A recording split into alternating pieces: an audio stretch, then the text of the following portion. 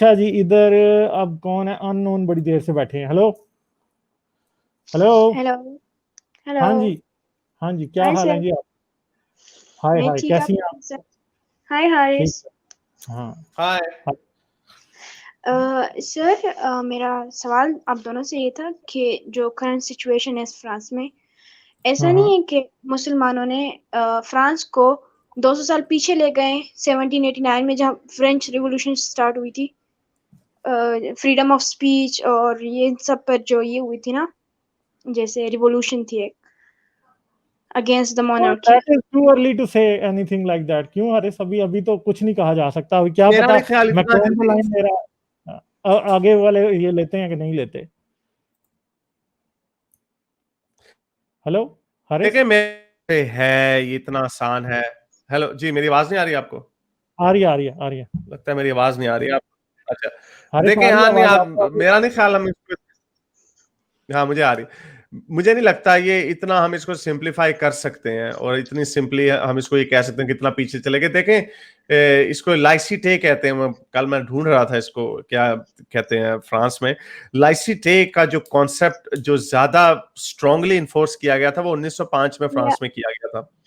लेकिन उसकी, सर, जी उसकी उसकी बेसिस ये थी कि ठीक है, फ्रेंच रेवोल्यूशन के बाद देखें नेपोलियन भी आया था और वो सारा काम रेवोल्यूशन का उल्टा पुल्टा हो गया था सारा। उन्होंने रिवर्स कर दिया था सारा कुछ। हाँ, उसने सब कुछ रिवर्स कर दिया था। तो और भी चीजें हुई थी, लेकिन जो मॉडर्न फ्रांस जो है, ठीक है, उनको रेवोल्यूशन बड़ा उसको वो होल्ड करते हैं अपने, क्योंकि मोनार्की उन्होंने खत्म कर दी, चर्च की हेगेमनी खत्म कर दी।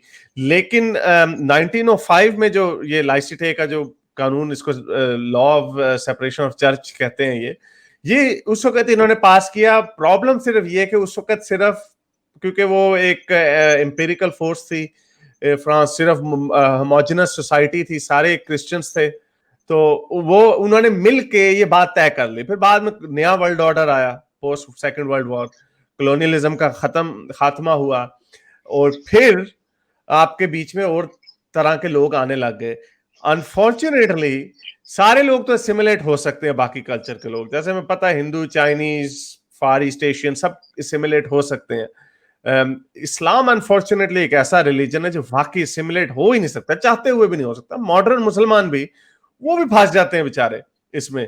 उनको, अब हमारा उस्मान ख्वाजा ऑस्ट्रेलिया का क्रिकेट प्लेयर है, पाकिस्तान का, गोरी से उसने शादी की, गोरी को उसने कर लिया मुसलमान, चलो वो तो उसने कर लिया।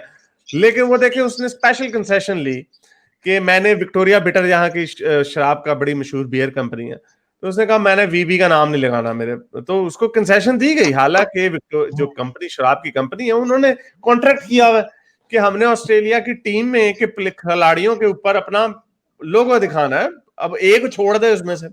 तो लेकिन ठीक है, ये चलता है। मैं आपको ये नहीं ये कह रहा तो कि उसके उसने कपड़े पहने हैं, वो पर्सनल है, चलता है, फिर भी चलता है।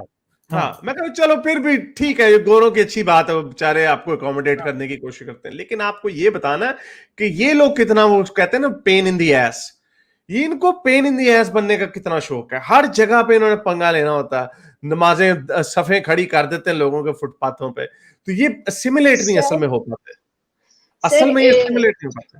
हाँ जी, हाँ जी। इस नमाज के हवाले से, रोम में कुछ अर्सा पहले मुसलमानों ने कोलोसियम के सामने नमाज पढ़ी और कुछ नहीं हुआ।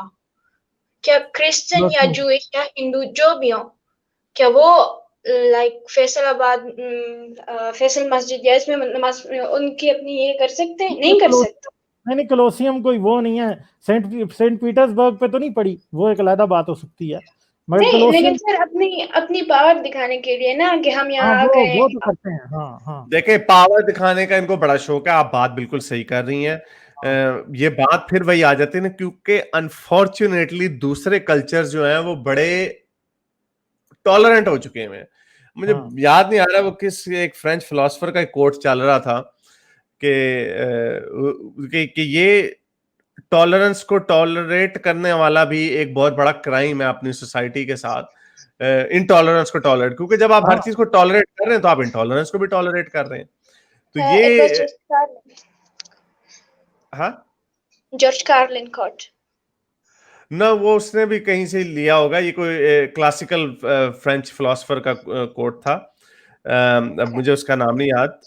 तो बहरहाल जो भी है, ये इसमें वो आपको पता है फिलोसफर्स तो बड़ा घुमा फिरा के कॉम्प्लिकेटेड टर्म्स यूज करते हैं ना, वो इसने जॉर्ज कार्लिन ने तो उसको रिकोट किया होगा ना। और तो ये अनफॉर्चुनेटली ये हो रहा है, लेकिन मेरा ख्याल इसको हम अभी इट्स टू अर्ली टू से कि ये 200 साल पीछे ले गए हैं, इतने आराम से अभी खत्म नहीं हुई है बात। अभी मुसलमान भी फॉर्चुनेटली हल्का हल्का इवॉल्व हो रहे हैं, हल्का हल्का।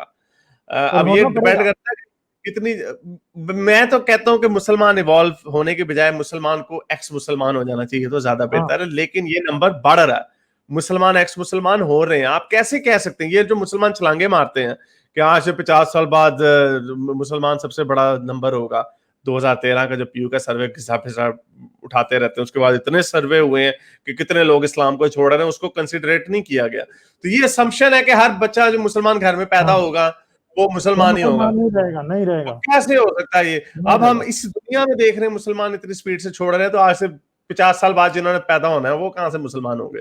तो देखें, इसका यही सोल्यूशन है कि इसका कोई सोल्यूशन नहीं है, कोई राइट विंग इसका सोल्यूशन नहीं है, कोई सख्ती इसका सोल्यूशन नहीं है। आप 1.5 अरब मुसलमानों को गायब नहीं कर सकते, कोई इसका सोल्यूशन, इसका सिर्फ एक सोल्यूशन है कि ये लोग इस्लाम को ही छोड़ दें और इवॉल्व हो जाएं जिस तरह बाकी के लोग हुए। एग्जैक्टली इनको छोड़ना पड़ेगा, वरना तो इसके अलावा कोई भी हमारे पास रास्ता फिर हमें नजर नहीं आएगा।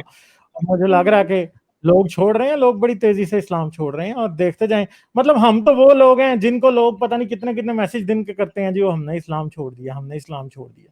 तो मेरा ख्याल है कि हारिस को और मुझे और बहुत से ऐसे लोग जो कि इस चीज में एक्टिविज्म कर रहे हैं, हमारा हाथ इनकी नब्ज के ऊपर है, हमें पता है कि कितने लोग छोड़। मुझे हजारों लोग मैसेज कर, हजारों की तादाद में मैसेजेस आए हुए हैं कि हमने इस्लाम छोड़ दिया।